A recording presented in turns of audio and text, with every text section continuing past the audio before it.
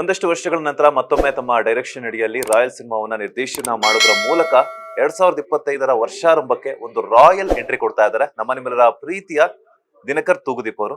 So ಸದ್ಯ ನಮ್ಮ boss TV ಜೊತೆ ಜಾಯ್ನ್ ಆಗ್ತಾ ಇದ್ರೆ. ಸರ್, ಮೊದಲನೇದಾಗಿ ನಮಸ್ತೆ, ಹೇಗಿದ್ದೀರಾ? ಸೂಪರ್ ಸರ್, ನಮಸ್ಕಾರ.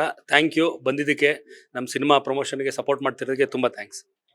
ಈಗಾಗಲೇ ರಾಯಲ್ ಸಿನಿಮಾದ 3 ಸಾಂಗ್ಗಳು ಸಿಕ್ಕಾಪಟ್ಟೆ ವೈಬ್ಸ್ ಅನ್ನ ಕ್ರಿಯೇಟ್ ಮಾಡ್ತಾ ಇದೆ. ಇಯರ್ ಎಂಡಿಗೆ ಒಂದು ಜಾಮ್ ಪ್ಯಾಕ್ಟ್ ಅಂತ ಹೇಳ್ಬೋದು. ಇನ್ನು ಇಯರ್ 2025ಕ್ಕೆ ಶುರುವಾಗೋದಕ್ಕೆ ಇನ್ನೂ 2 ಸಾಂಗ್ಸ್ ರಿಲೀಸ್ ಮಾಡ್ತೀನಿ ಅಂತ ಹೇಳಿದ್ರೆ, ಹೇಗಿದೆ ಆ ಒಂದು ಪವರ್ಫುಲ್ ವೈಬ್ಸ್ ಎಲ್ಲ? ಇದು ತುಂಬ ಚೆನ್ನಾಗಿದೆ ಸರ್. ಈಗ ನಮಗೆ ಯಾವಾಗ ಒಂದು ಖುಷಿ ಕೊಡುತ್ತೆ ಅಂದರೆ, ನಮ್ಮ ಕೆಲಸನ ರೆಕಗ್ನೈಸ್ ಮಾಡಿ ಜನ ಅಪ್ರಿಷಿಯೇಟ್ ಮಾಡಿದ್ರೆ ನಮಗೆ ಖುಷಿ ಸಿಗೋದು. ಈಗ ನನ್ನ ಪ್ರೀವಿಯಸ್ ಸಿನಿಮಾ ಎಲ್ಲನೂ ಹಿಟ್ಟಾಗಿರೋದ ಕಾರಣ ಅವ್ರು ಅಪ್ರಿಷಿಯೇಟ್ ಮಾಡಿದ್ದಕ್ಕೆ ಜನ. ಸೊ ಈಗ ನಮ್ಮ ಅದ್ರದ್ದು ಸಣ್ಣ ಸಣ್ಣದಾಗೆ ತುಣುಕುಗಳು ಬಿಡ್ತಾ ಇದೀವಿ. ಈಗ ಸಾಂಗ್ ಬಿಟ್ಟಿದ್ದೀವಿ, ನೆಕ್ಸ್ಟ್ ಒಂದು ಟ್ರೇಲರ್ ಬಿಡ್ತೀವಿ. ಸೊ ಸಾಂಗ್ನ ತುಂಬ ಬಾಚಿ ತಪ್ಕೊಂಡಿದ್ದಾರೆ ಆಡಿಯನ್ಸು. ಅದಕ್ಕೆ ತುಂಬ ದೊಡ್ಡ ಥ್ಯಾಂಕ್ಸು ಜನಗಳಿಗೆ. ಯಾಕಂದರೆ ನಾವು ಎಲ್ಲ ಸಿನಿಮಾ ಮೇಕರ್ಸು ಒಂದೇ ಮೋಟೋ, ನಾವು ಜನಗಳನ್ನ ಎಂಟರ್ಟೈನ್ ಮಾಡಬೇಕು ಅಂತ. ಸೊ ಅವ್ರು ಎಂಟರ್ಟೈನ್ ಆಗ್ತಿದ್ದಾರೆ. ಅವರು ಅದನ್ನ ನೋಡಿ ಇಷ್ಟ ಖುಷಿ ಪಟ್ಟಿದ್ದಾರೆ, ಅವ್ರು ಎಂಟರ್ಟೈನ್ ಆಗ್ತಿದ್ದಾರೆ ಅಂತ. ಸೊ ತುಂಬ ಖುಷಿ ಇದೆ. ನಮ್ಮ ಸಿನಿಮಾ 2 ಸಾಂಗ್ನು ತುಂಬ ಚೆನ್ನಾಗಿ ಅಕ್ಸೆಪ್ಟ್ ಮಾಡ್ಕೊಂಡಿದ್ದಾರೆ. ಅದೇ ಭರವಸೆ ಒಂದು ಒಂದು ಒಂದು ಭರವಸೆ ಮೂಡುತ್ತೆ. ಅಂದರೆ ಇದೇ ಥರ ನಮ್ಮ ಸಿನಿಮಾನು ಅಕ್ಸೆಪ್ಟ್ ಮಾಡ್ಕೋತಾರೆ ಅಂತ. ಸೊ ಇದೆಲ್ಲ ಒಂದು ಸಣ್ಣ ಸಣ್ಣ ಸೂಚನೆ ನಮಗೆ. ಆ್ಯಂಡ್ ಇದ್ರ ಬಗ್ಗೆ ತುಂಬ ಖುಷಿ ಇದೆ ಸರ್. ರಾಯಲ್ ಸಿನಿಮಾವನ್ನ ಕನ್ನಡ ಸಿನಿ ಪ್ರೇಕ್ಷಕ ಯಾವ ಒಂದು ವಿಚಾರಕ್ಕೆ ನೋಡ್ಬೇಕು ಅಂತ, ಈ ಮೆಸೇಜ್ ಏನಿರುತ್ತೆ ಅಂತ? ಸರ್, ಮೆಸೇಜೇ ಎಂಟರ್ಟೈನ್ಮೆಂಟು. ಜನಗಳು ಸಿನಿಮಾನ ನೋಡೋದೇ ಎಂಟರ್ಟೈನ್ಮೆಂಟ್ಗೋಸ್ಕರ. ಈಗ ಎಲ್ಲರಿಗೂ ಅವ್ರವ್ರ ಲೈಫಲ್ಲಿ ತುಂಬ ಇಶ್ಯೂಗಳಿರುತ್ತೆ, ಪ್ರಾಬ್ಲಮ್ಸ್ ಇರುತ್ತೆ, ಗೊಂದಲಗಳಿರುತ್ತೆ. ಅದನ್ನೆಲ್ಲ ಮರೆತು ಒಂದು 2.5 ಅವರ್ಸು ಖುಷಿ ಪಡಬೇಕು ಅಂತ ಸಿನಿಮಾಗೆ ಬರ್ತಾರೆ. ಸೊ ಆ ಖುಷಿನ ನಮ್ಮ ರಾಯಲ್ ಕೊಡುತ್ತೆ ಅಂತ ತುಂಬ ಗಾಢವಾಗಿ ಆ್ಯಂಡ್ ತುಂಬ ಕಾನ್ಫಿಡೆಂಟಾಗೆ ನಾನು ಹೇಳ್ಬೋದು.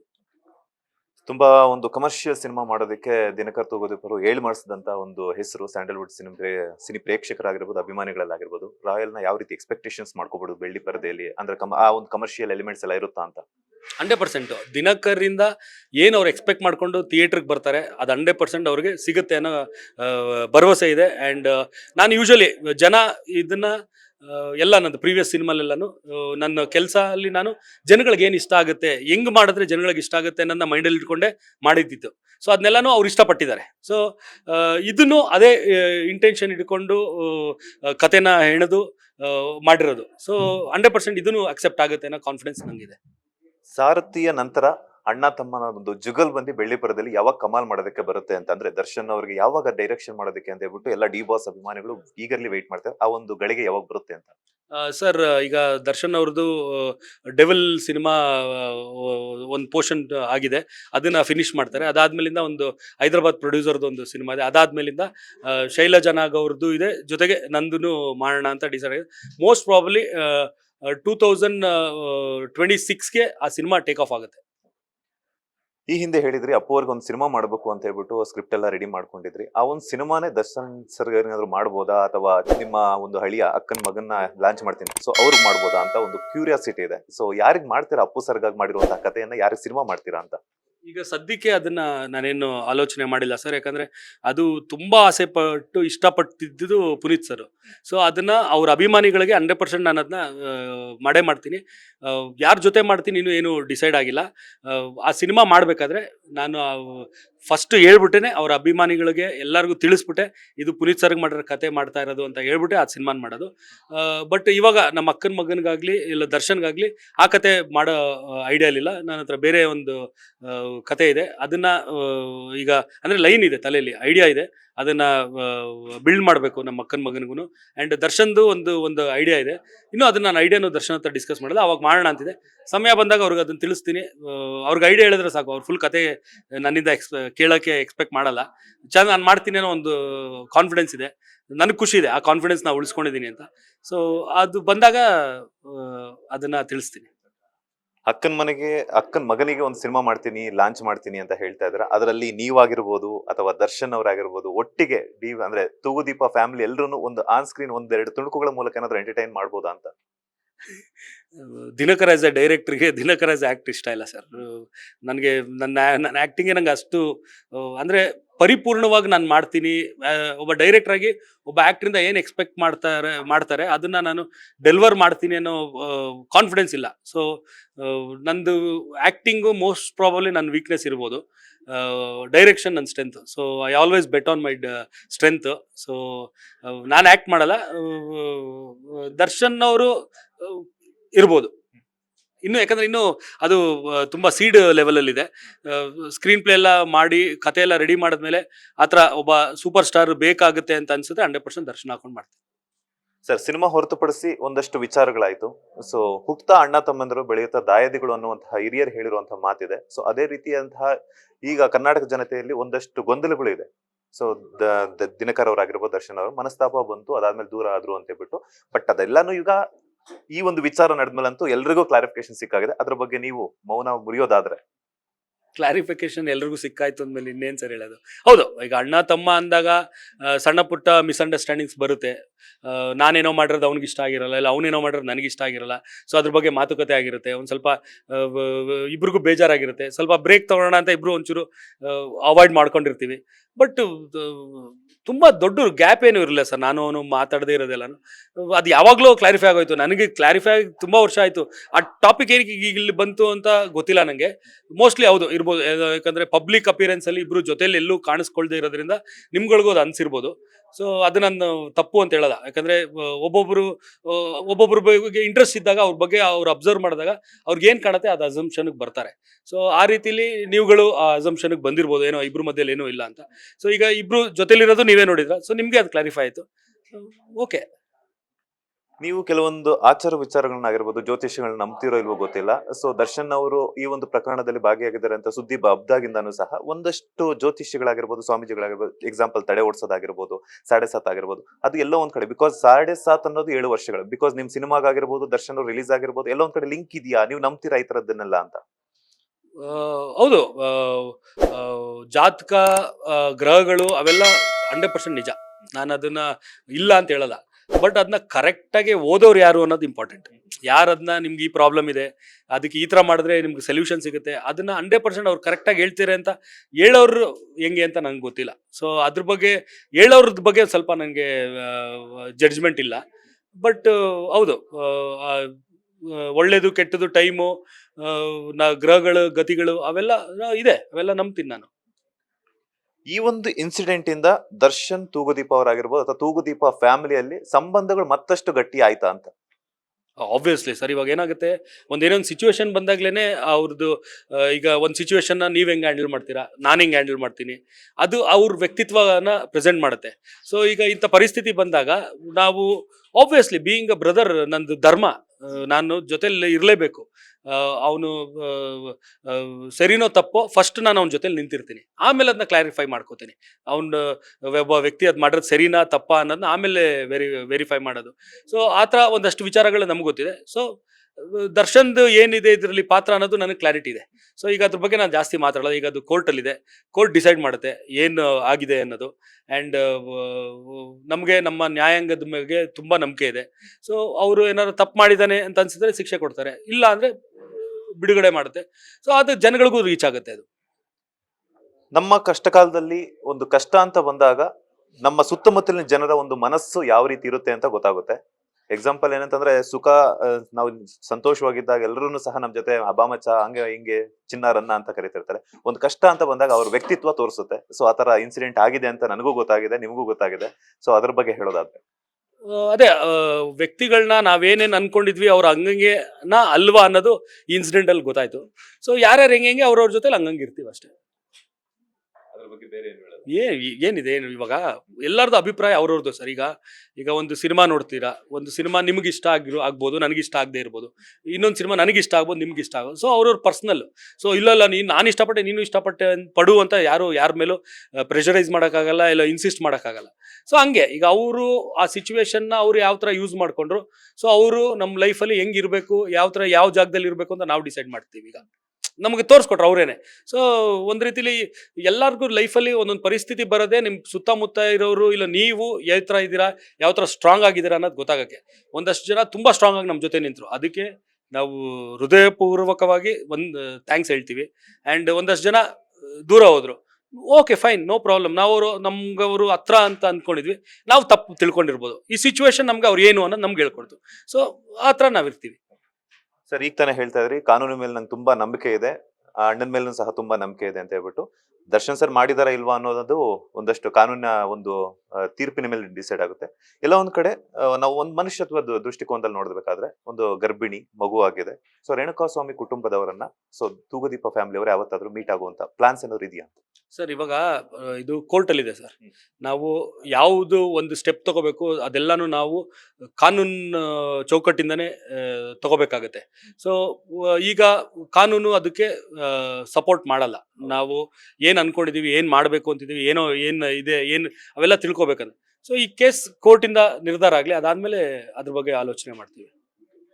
ಸೊ ಈ ಒಂದು ವಿವಾದಗಳ ನಡುವೆನೆ ಒಂದು ನಿಮ್ಮದು ಒಂದು ಮನೆ ವಿಚಾರ ಸಹ ವೈರಲ್ ಆಯ್ತು. ಅದ್ರ ಬಗ್ಗೆ ಮೌನ ಮುರಿಯೋದಾದ್ರೆ, ಬಾಡಿಗೆ ಮನೆಯಲ್ಲಿದ್ದಾರೆ, ಸೊ ಅಣ್ಣ ತಮ್ಮದ್ರ ಮಧ್ಯೆ ವೈಮನಸ್ಸು ಉಂಟಾಗಿದೆ, ಸೊ ಕರೆಕ್ಟ್ ಆಗಿ ನೋಡ್ಕೊಳ್ತಿಲ್ಲ ಅನ್ನುವಂಥದ್ದು. ಯಾಕಂದ್ರೆ ಸಿಚುವೇಶನ್ ನಮ್ಗೆ ಖರಾಬ್ ಆಗಿದ್ದಾಗ ಸಮಯ ಅನ್ನೋದು ಎಲ್ಲಾ ರೂಮರ್ಸ್ ಹಬ್ಬುತ್ತೆ. ಅದ್ರ ಬಗ್ಗೆ ಹೇಳಿ ಹೇಳ್ತೀರಾ?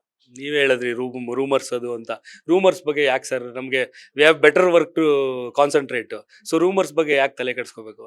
ಆ್ಯಂಡ್ ನಿಮ್ಮಲ್ಲೇ ಒಬ್ಬ ವ್ಯಕ್ತಿ ಅದನ್ನ ಹಬ್ಸಿದ್ದು, ಲಕ್ಷ್ಮೀನಾರಾಯಣ್ ಅವರು. ಸೊ ನೀವೇ ಹೋಗಿ ಅವ್ರ ಹತ್ರನೇ ಕ್ಲಾರಿಫೈ ಮಾಡ್ಕೊಳ್ಳಿ. ಯಾಕಂದರೆ ನನ್ನ ಒಂದು 10-12 ವರ್ಷದಿಂದ ನೋಡಿದ್ದಾರೆ. ಈಗ ನಾನು ನಿಮ್ಮನ್ನ ಫಸ್ಟ್ ಟೈಮ್ ನೋಡ್ತಾ ಇದ್ದೀನಿ. ಬಟ್ ನಿಮ್ಮ ಫೀಲ್ಡಲ್ಲಿರೋರು ತುಂಬ ಜನನ ನಾನು ಫಸ್ಟ್ ಸಿನಿಮಾಯಿಂದನೇ ನೋಡ್ತಾ ಇದ್ದೀನಿ. ಸೊ ಅವ್ರಿಗೆಲ್ಲರಿಗೂ ಗೊತ್ತಿದೆ ದಿನಕರ್ ಏನು, ದಿನಕರ್ ಪರಿಸ್ಥಿತಿ ಏನು, ದಿನಕರ್ ಯಾವ ಥರ ಅಂತ. ಆ್ಯಂಡ್ ಈವನ್ ನಮ್ಮ ಜನತೆನೂ ಅಷ್ಟೇ. ಈಗ ತೂಗುದೀಪ ಪ್ರೊಡಕ್ಷನ್ ಮಾಡಿರೋದು ನಾನೇ. ಅದರಲ್ಲಿ 3 ಸಿನಿಮಾ ಪ್ರೊಡ್ಯೂಸ್ ಮಾಡಿದ್ದೀನಿ. 3 ಸಿನಿಮಾ ಹಿಟ್ಟಾಗಿದೆ. ಒಂದು ಸಿನಿಮಾ ಪ್ರೊಡ್ಯೂಸ್ ಮಾಡಿದಾಗ ಹಿಟ್ಟಾದಾಗ ಯಾವ ರೆವೆನ್ಯೂ ಬರುತ್ತೆ ಅಂತಲೂ ಒಂದು ರಫ್ ಐಡಿಯಾ ಅಂತೂ ಇದೆ ಜನಗಳಿಗೆ. ಈ ಥರ ಬರುತ್ತೆ, ಹಿಂಗೆ ಆಗುತ್ತೆ ಅಂತ. ಸೊ ಬಂದಿರೋದನ್ನ ಯಾವ ಥರ ಮಾಡಬೇಕು, ಯಾವ ಥರ ಯುಟಿಲೈಸ್ ಮಾಡ್ಕೋಬೇಕು, ಅದರಲ್ಲಿ ಎಷ್ಟು ನಾವು ಚಾರಿಟಿ ಮಾಡಬೇಕು, ಎಷ್ಟು ನಮ್ಗಂತ ಇಟ್ಕೋಬೇಕು ಅದು ನಾವು ಡಿಸೈಡ್ ಮಾಡ್ತೀವಿ. ಸೊ ಆ ರೀತಿಲಿ ಮಾಡಿದ್ದೀನಿ. ನನ್ನ ದೇವರು ತುಂಬ ಚೆನ್ನಾಗಿಟ್ಟಿದ್ದಾನೆ ಸರ್.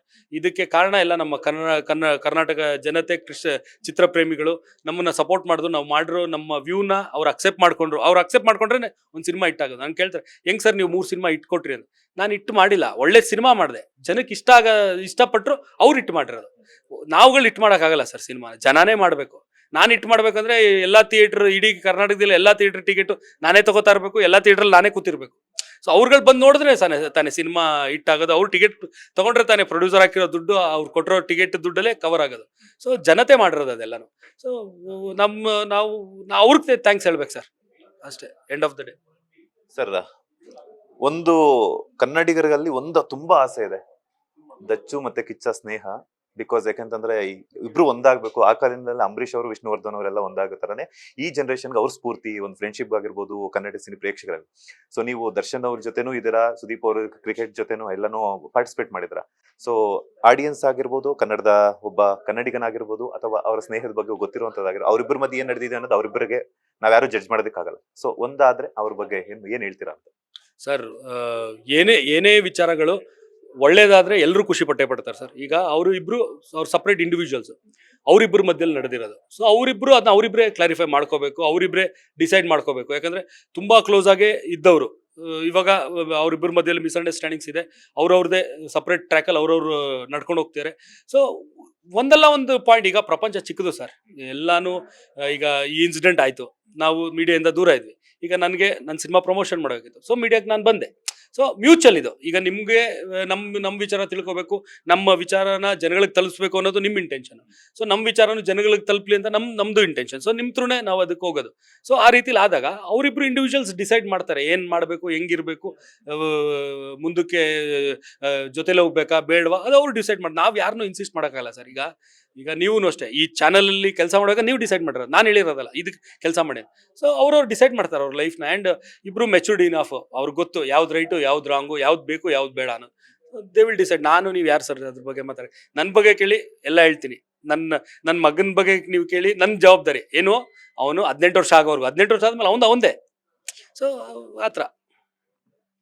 ದರ್ಶನ್ ಅವರು ಇನ್ಸಿಡೆಂಟ್ ಆದಾಗಿಂದನೂ ಸಹ ಪ್ರತಿಯೊಂದು ಮನೆಯಲ್ಲೂ ಸಹ ವಿಜಯಲಕ್ಷ್ಮಿ ಅವರು ಅಂತ ಒಂದು ಹೆಣ್ಮಗಳಾಗಿರ್ಬೋದು, ಸೊಸೆ ಆಗಿರ್ಬೋದು ಬೇಕು ಅನ್ನುವಂಥದ್ದು ಕನ್ನಡಿಗರೆಲ್ಲ ಒಂದು ಆಸೆ ಇದೆ. ಸೊ ಯಾವುದೇ ಒಂದು ಕ್ಷಣಕ್ಕೂ ಸಹ ದರ್ಶನ್ ಅವರನ್ನ ವಿಜಯಲಕ್ಷ್ಮಿ ಅವರು ಬಿಟ್ಕೊಟ್ಟಿಲ್ಲ ಅನ್ನೋದು ಸೆಲೆಬ್ರಿಟಿಗಳಿಂದ ಹಿಡಿದು ಕಾಮನ್ ಪೀಪಲ್ ವರ್ಗೂ ಹೇಳಿದ್ದಾರೆ. ಸೊ ನಿಮ್ಮ ಅತ್ತಿಗೆ ಬಗ್ಗೆ ಆಗಿರ್ಬೋದು ಅಥವಾ ನಿಮ್ಮ ತೂಗುದೀಪ ಶ್ರೀನಿವಾಸ್ ಅವರ ಒಂದು ಸೊಸೆ ಬಗ್ಗೆ ಆಗಿರ್ಬೋದು, ಏನ್ ಹೇಳಕ್ ಇಷ್ಟಪಡ್ತಾರೆ? ಸರ್ ತುಂಬ ಖುಷಿ ಇದೆ ಆ್ಯಕ್ಚುಲಿ. ನಮ್ಮ ಅತ್ತಿಗೆ ವಯಸ್ಸಲ್ಲಿ ನನಗಿಂತ ಚಿಕ್ಕವಳು. ನಾನು ಅವಳು ಅತ್ತಿಗೆ ಮೈದ್ನ ಕಮ್ಮಿ, ಫ್ರೆಂಡ್ಸ್ ಜಾಸ್ತಿ. ತುಂಬ ಕಿತ್ತಾಡ್ತೀವಿ. ನಾನು ದರ್ಶನ್ ಹತ್ರಕ್ಕಿಂತ ಜಾಸ್ತಿ ಕಿತ್ತಾಡೋದು ನಮ್ಮ ಅತ್ತಿಗೆ ಜೊತೆಲಿ. ನನ್ನ ಹೆಂಡ್ತಿನೂ ಅಷ್ಟೇ, ನಮ್ಮ ಅಮ್ಮನೂ ಅಷ್ಟೇ. ಬಿಡಪ್ಪ ನಿಮ್ಮಿಬ್ಬರದ್ದು ಗಲಾಟೆ ನಾವು ನೋಡಿ ಬೇಜಾರಾಗೋಗಿದೆ ಅಂತ. ಅಂದರೆ ಇವಾಗ ಕಿತ್ತಾಡಿರ್ತೀವಿ, ಇನ್ನೊಂದು ಅರ್ಧ ಗಂಟೆಲಿ ಇಬ್ರು ತುಂಬ ಚೆನ್ನಾಗಿ ಮಾತಾಡ್ಕೊಂಡು ಕೂತಿರ್ತೀವಿ. ಸೊ ಅವ್ರುಗಳು ಇದ್ರ ವಿಚಾರದ ಬಗ್ಗೆ ತಲೆ ಹಾಕಲ್ಲ. ಆ್ಯಂಡ್ ಒಂದೇನಂದರೆ ಯೂಶಲಿ ಯಾವಾಗಲೂ ಇರುತ್ತೆ, ಏನು ಯಾವುದೇ ಅತ್ತೆಗೆ ಸೊಸೆ ಮೇಲೆ ಏನು ಕಂಪ್ಲೀಟ್ ನಂಬಿಕೆ ಇರಲ್ಲ. ಯಾವತ್ತು ನಂದು ನನ್ನ ಮಗನ ದೂರ ಮಾಡೋಕ್ಕೆ ಬರ್ತಾರೆ, ಸೊಸೆಂದಿರು ಬರ್ತಾರೆ ಅನ್ನೋ ಫೀಲು ತಾಯಂದಿರ್ಗಿರುತ್ತೆ. ಹೆಣ್ತಿರ್ಗೇನು ಅಂದರೆ, ಓ ನೋಡ್ದ ನನ್ನ ಗಂಡನ ಅವ್ರ ಅಮ್ಮ ಏನೇನು ಹೇಳ್ಕೊಟ್ಬಿಟ್ಟು ದೂರ ಮಾಡ್ತಾರೆ ಅನ್ನೋದು. ಸೊ ಇಲ್ಲಿ ಏನು ಅಂದರೆ ತುಂಬ ದೊಡ್ಡ ಕಾಂಪ್ಲಿಮೆಂಟು ನಮ್ಮ ಅತ್ತಿಗೆಗೆ ಸಿಕ್ಕಿದ್ದು ನಮ್ಮ ಅಮ್ಮನ ಕಡೆಯಿಂದ. ಅಂದರೆ ಬಿಡಪ್ಪ ನನ್ನ ಸೊಸೆ ನನ್ನ ಮನೆ ಹೆಸರನ್ನ ಕಾಪಾಡ್ಬಿಟ್ಲು, ನನಗೆ ತುಂಬ ಖುಷಿ ಇದೆ. ಇದಕ್ಕಿಂತ ದೊಡ್ಡ ಕಾಂಪ್ಲಿಮೆಂಟ್ ಒಂದು ಸೊಸೆಗೆ ಏನು ಸಿಗುತ್ತೆ ಸರ್? ಅಚೀವ್ಮೆಂಟ್ ಅದು.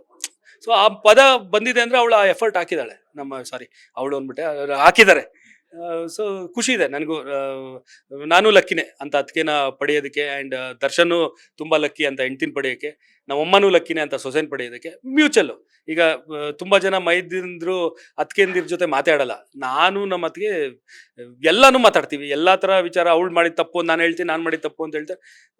ಸೊ ಇದು ಒಂದು ಫ್ಯಾಮಿಲಿ ಎಲ್ಲ ಒಂಥರ ಎಲ್ಲರೂ ಲಕ್ಕಿನೇ ಸರ್. ಈಗ ನನಗೆ ನನ್ನ ಹೆಂಡ್ತಿ ಸಿಕ್ಕಿರೋದು ನಾನು ಲಕ್ಕಿ, ನನ್ನ ಹೆಂಡ್ತಿಗೆ ನಾ ಸಿಕ್ಕಿರೋದು ಲಕ್ಕಿ, ದರ್ಶನ್ಗೆ ಮ್ಯೂಚುವಲ್, ಹಂಗೆ ನಮ್ಮಮ್ಮ ಎಲ್ಲರೂ ಈಗ ಹ್ಯಾಪಿ ಆಗಿದ್ದೀವಿ, ಖುಷಿಯಾಗಿದ್ದೀವಿ. ಆ್ಯಂಡ್ ಒಂದು ತುಂಬ ಕೆಟ್ಟ ಫೇಸಿಂದ ದಾಟ್ಕೊಂಡು ಈ ಫೇಸಿಗೆ ಬಂದಿದ್ದೀವಿ.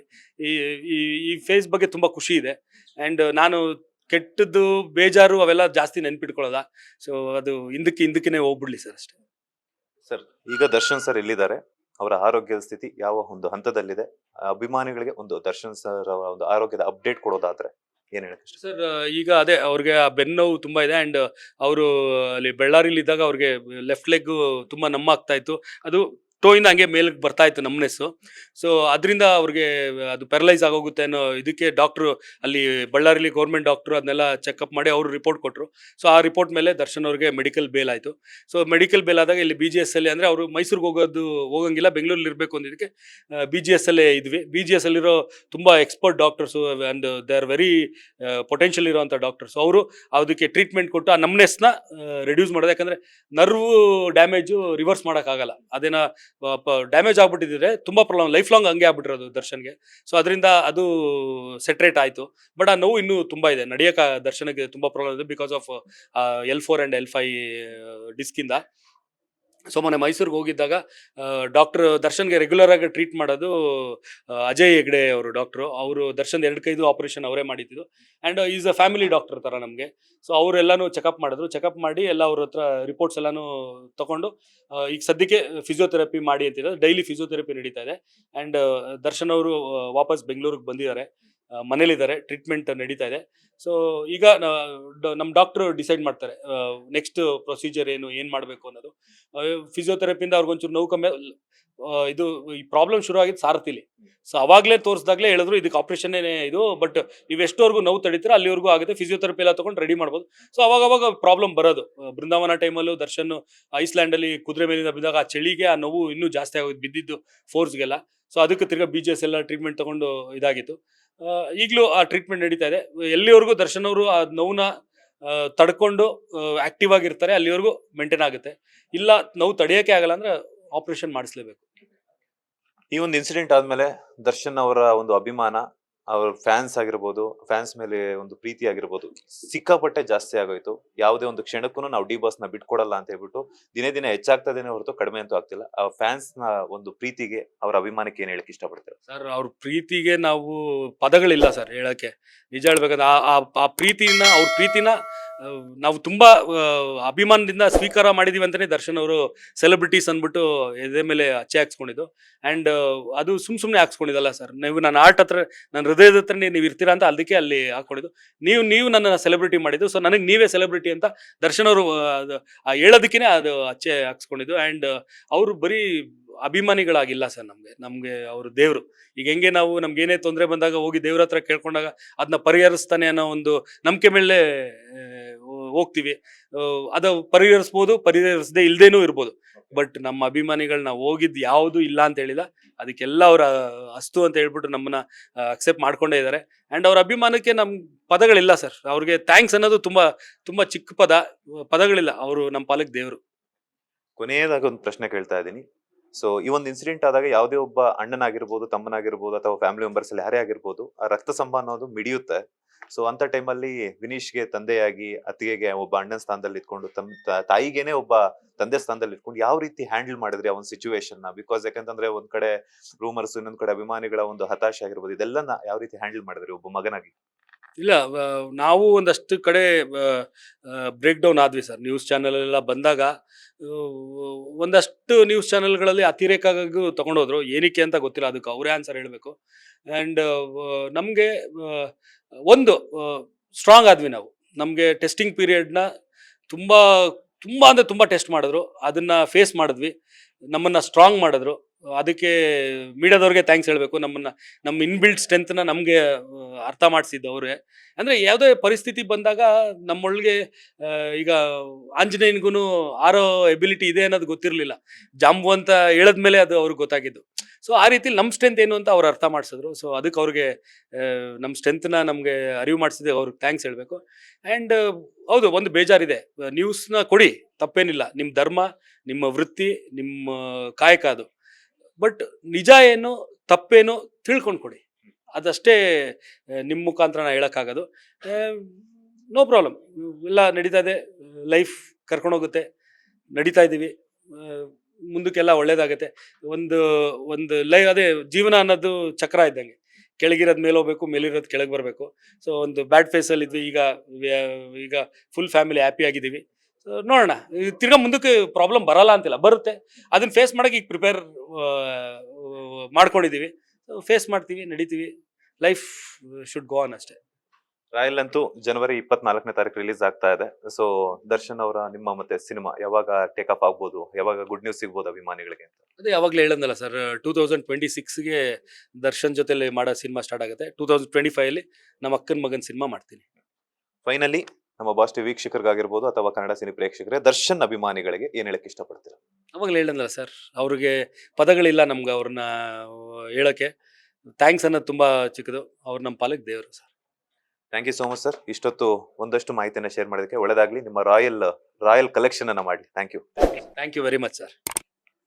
ಇದಿಷ್ಟು ನಿರ್ದೇಶಕರಾಗಿರುವಂತಹ ದಿನಕರ್ ತೂಗುದೀಪ್ ಅವರ ಮಾತು. ಕ್ಯಾಮರಾ ಪರ್ಸನ್ ರವಿಚಂದ್ರ ಜೊತೆ Manjunath Srinivas, boss TV Kannada, Bengaluru. Latest ಹಾಗೂ ಇಂಟ್ರೆಸ್ಟಿಂಗ್ ಸುದ್ದಿಗಳಿಗಾಗಿ ಬಾಸ್ ಟಿವಿ ಕನ್ನಡ ಚಾನೆಲ್ನ ಸಬ್ಸ್ಕ್ರೈಬ್ ಮಾಡಿ. ಹಾಗೆಯೇ ಬೆಲ್ ಐಕಾನ್ ಪ್ರೆಸ್ ಮಾಡಿ. ಇದರ ಜೊತೆಗೆ ಫೇಸ್ಬುಕ್, ಇನ್ಸ್ಟಾಗ್ರಾಮ್, ಎಕ್ಸ್ ನಲ್ಲೂ ಮಿಸ್ ಮಾಡದೆ ಫಾಲೋ ಮಾಡಿ.